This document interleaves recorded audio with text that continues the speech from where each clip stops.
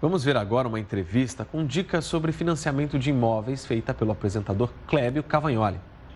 Vamos ver aqui. Muita gente sonha com a casa própria e, neste momento, é claro, os planos para o novo ano, para 2017, são exatamente esses, comprar a própria moradia. Agora, como financiar, então, um imóvel?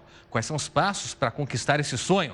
Vamos esclarecer para você a partir de agora com o advogado especialista em direito imobiliário, Marcelo Tapai, que está aqui com a gente para dar algumas dicas, justamente para você que pretende entrar, por exemplo, num financiamento. Doutor Marcelo, obrigado por nos atender, viu? É um prazer recebê-lo. Eu é que agradeço, é sempre um prazer poder falar com vocês. Prazer é nosso. Vamos começar com essa situação do financiamento. Porque o imóvel, claro, nunca tem um valor que é acessível para a maioria das pessoas. Quais são os melhores, então, indicadores para um financiamento que não vai complicar a vida do nosso telespectador?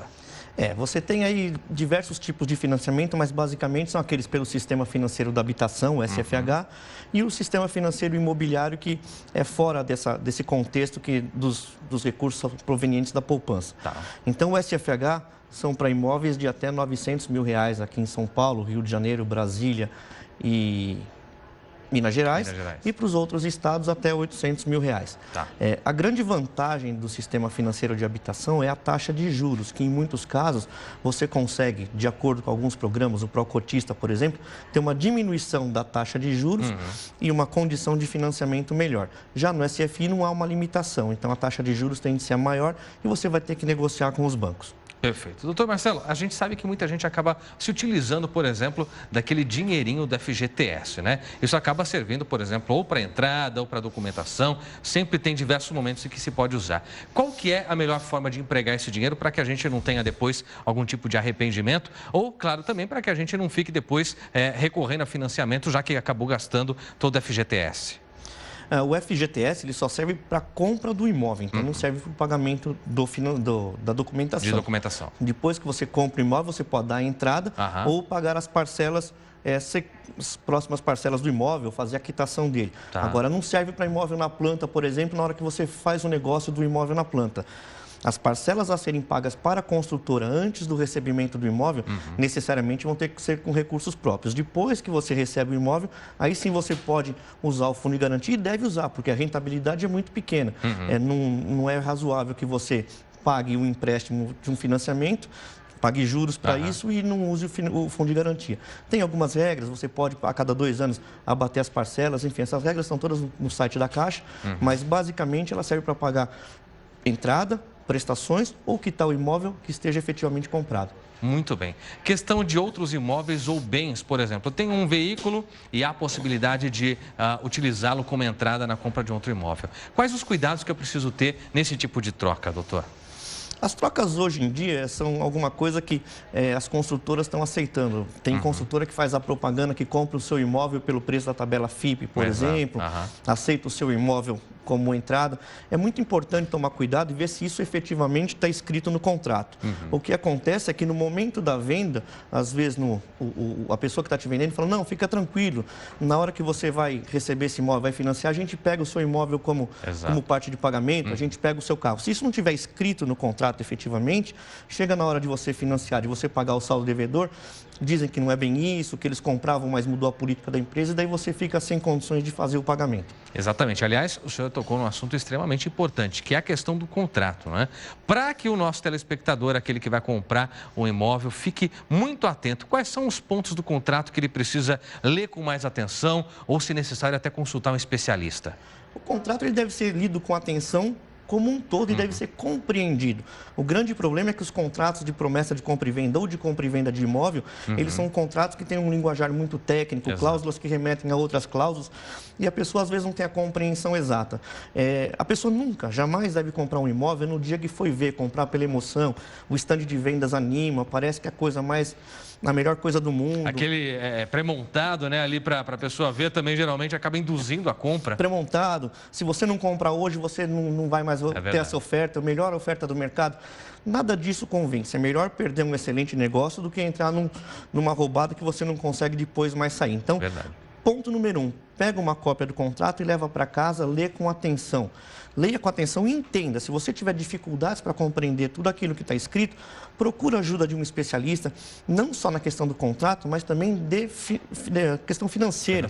Para você fazer uma conta se você vai efetivamente conseguir comprar esse imóvel. Lembrando que um financiamento imobiliário é um financiamento longo, de 20, 30 anos. É diferente de eu comprar qualquer bem de consumo que eu pague 12 parcelas.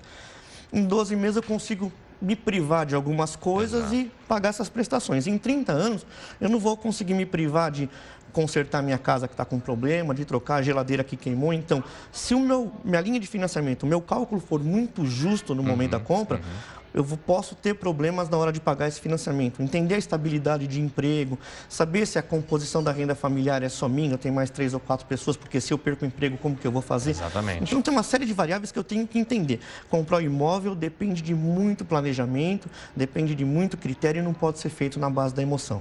Vamos tirar algumas dúvidas em relação justamente a essa questão, doutor. Por exemplo, em relação à perda de emprego de quem paga ou de algum membro da família. Existem seguros? Que alternativas a pessoa pode ter para não ficar com um aperto tão grave a ponto de repente, precisar devolver o imóvel? Isso é uma questão de negociação. Existem algumas empresas que oferecem isso como um diferencial. Se você ficar desempregado, você tem até 3 meses de carência, 6 meses de carência durante um período, enfim. Isso é uma questão de negociação. Em geral, você deve honrar as parcelas. Então, tem uma diferença, e aí talvez seja interessante entender. A compra do imóvel na planta, você compra o imóvel hoje para receber ele daqui 3 anos, por exemplo. Exato. Então, durante esse período que você paga para a construtora, se acontecer um problema muito sério, você não conseguir continuar com a compra, você tem como desfazer esse negócio, é o chamado distrata. Você pode devolver o imóvel para a construtora e receber parte do que pagou de volta. Se você já entrou no financiamento imobiliário, a coisa muda de figura, porque daí você está devendo para o banco. O banco já pagou a construtora e se você não pagar esse financiamento, esse imóvel você vai perder. Então você vai tentar renegociar, você vai conversar com o banco e se não tiver acordo, o banco vai executar essa dívida, vai mandar o imóvel para leilão e você vai perder o valor que pagou. Exatamente. E aí não tem como chorar mesmo, né? Acaba perdendo tudo, infelizmente. Aí não tem como chorar. Existem alguns casos em que existe aí, talvez uma falha, uma ilegalidade jurídica na forma como o leilão é praticado. Você consegue contestar, consegue protelar e para isso você vai ganhar um tempo para arrumar o dinheiro, para fazer o pagamento, mas se não pagar, vai perder o imóvel. Doutor Marcelo, nosso telespectador assistiu essa entrevista com todas as dúvidas e sanadas, comprou o imóvel, o sonho da casa própria conquistado, mas de repente esse sonho começa a virar um pesadelo. Ele chega no imóvel e não é nada daquilo que estava prometido, as coisas estão estranhas. O que ele faz? A quem ele recorre? Esse é um problema. Então, assim como o contrato, isso vai estar anexado ao contrato, é um memorial descritivo. Não basta eu olhar o apartamento decorado, que tem uma plaquinha lá no canto, que é meramente ilustrativo. Não. Ele tem que, a propaganda vincula o fornecedor e ele tem que entregar algo igual àquilo que ele prometeu. Então, o consumidor, quando vai comprar, ele tira fotos do apartamento decorado, tira fotos da maquete, junta os folhetos e, mais do que isso, ele tem que ler o memorial descritivo. É o memorial descritivo que vai dizer qual o material empregado, que tipo de piso que vai ser colocado, se ele vem com vidro ou não vem com vidro.